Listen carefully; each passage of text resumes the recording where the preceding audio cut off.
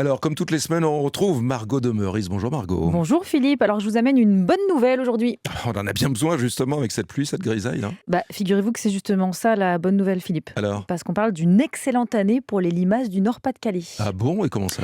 Et oui, douceur et pluie, c'est le cocktail parfait pour la prolifération des gastéropodes de la région.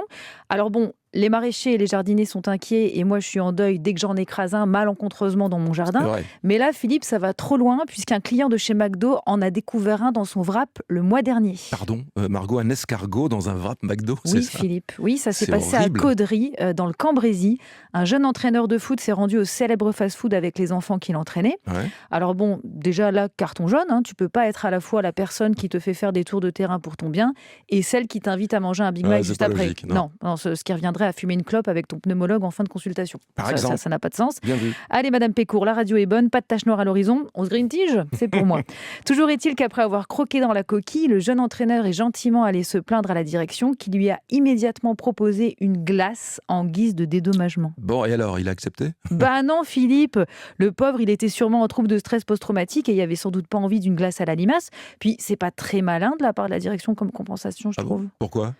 Quand on fonce dans le pare-choc arrière de quelqu'un et qu'on est en tort, on lui propose pas de lui défoncer le pare-choc avant en guise de dédommagement. Non, on lui demande s'il a mal quelque part, s'il veut voir un médecin, mais on lui offre pas une centaurette à la vanille pour l'intérieur de sa voiture. Et effectivement, vous avez raison, c'est pas faux. Et alors, du coup? Alors McDo indique qu'une enquête est en cours pour savoir si l'escargot vient de la salade ou du stade. Bon, d'accord. En attendant, les fournisseurs rappellent que toutes leurs salades, c'est écrit, sont ramassées en plein champ. Elles bénéficient d'un processus de lavage méticuleux. Ouais, Non, méticuleux. vous Ouais. n'êtes pas d'accord? Quand bien même l'animal aurait survécu au lavage méticuleux, Philippe, on se demande bien comment il a pu échapper aux yeux du cuistot qui a préparé le wrap. Je sais pas, c'était peut-être la nouvelle recette du mois, non? Franchement. Ouais. Non. Enfin, n'empêche que cette histoire est une belle allégorie d'une société qui est la nôtre.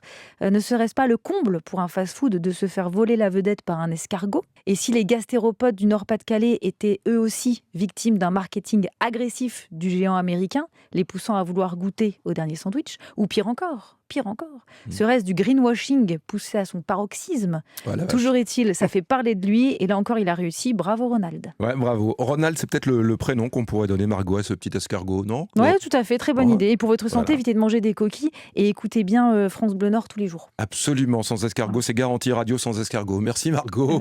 À la semaine Merci à vous. prochaine.